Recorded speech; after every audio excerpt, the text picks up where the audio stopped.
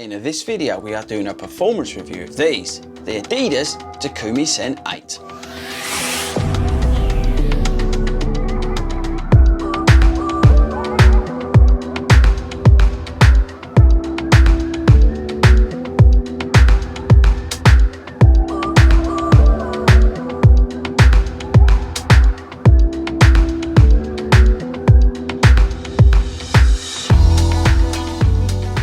What is up everybody, and welcome back to the channel. Now, did you like the way I said Adidas and not Adidas? I just put that out there for my American cousins. And welcome to everybody who says Adidas instead of Adidas. I love you all. Right, so I thought I'd come back and do a performance review. But actually, what I said in the first review of these shoes is that I would come back also after I've done some track sessions with them. And that's what we've done. And I've been running in them on top of that as well. So here we go. This is my performance review as the Takumi, if I could say it properly, Sen 8. Right, so I'm guessing you have seen the first video I've done. Please tell me you have. But if you haven't, I'm just going to quickly run through the stats and features, so bear with me for 2 seconds. Okay, so the shoe's £170. We've got a 6mm drop. We've got Cellamesh 2.0 upper, which is made of recycled material. We've got 33mm stack in the heel. We've got TPU energy rods running through the midsole. We've got Continental rubber there. We've got some, I don't even know if it's Continental rubber or not, but another type of stickier rubber on the lateral side, if I could speak. We've then got the Light Strike Pro midsole.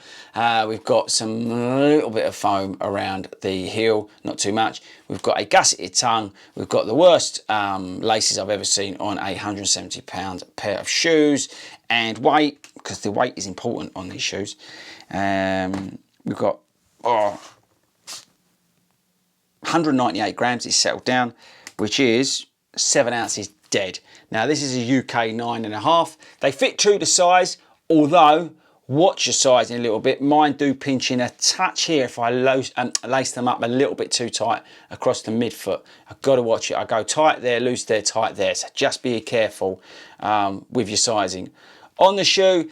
And I think that's about it. Oh, this is meant to be for like a 5k, 10k. This is like they're set up as their racing shoe for over the 5k, 10k distance. Okay, right, so that's the sets and features done. Where do we start? I said in the original video that this shoe is not worth £170. I still stick by that. Do not pay £170 for this shoe, people, at all.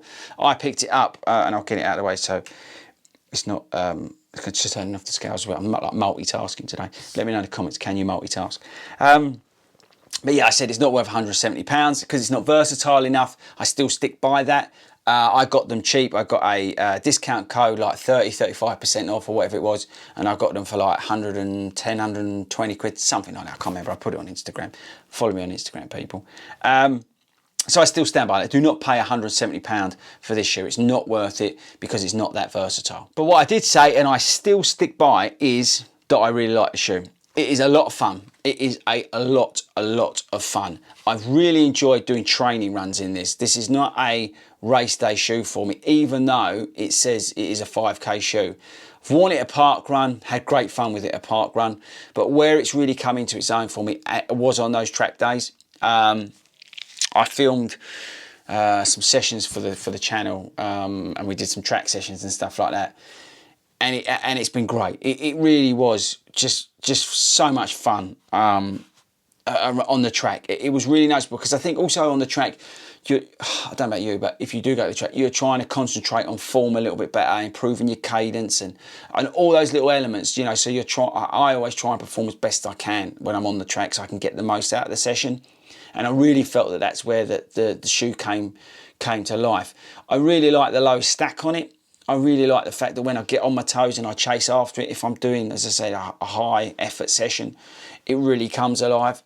I do feel the responsiveness of the Light Strike Pro combined with the energy rods, the TPU energy rods. They do give me that extra snap off my toe.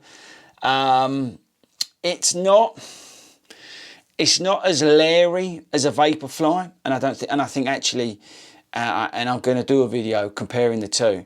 But they're almost slightly two ends of the spectrum. I think the Vaporfly is, for me, and I'm looking at this from my point of view, people, is more suited to other distances.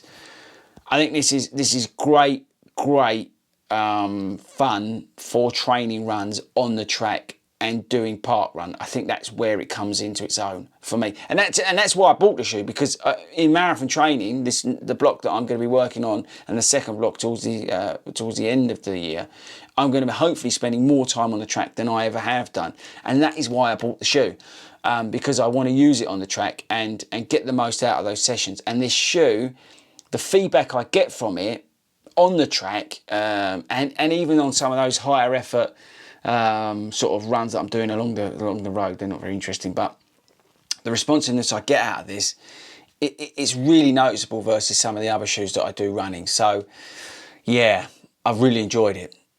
But can I recommend it to you? Well, it depends. You know, what are you training towards?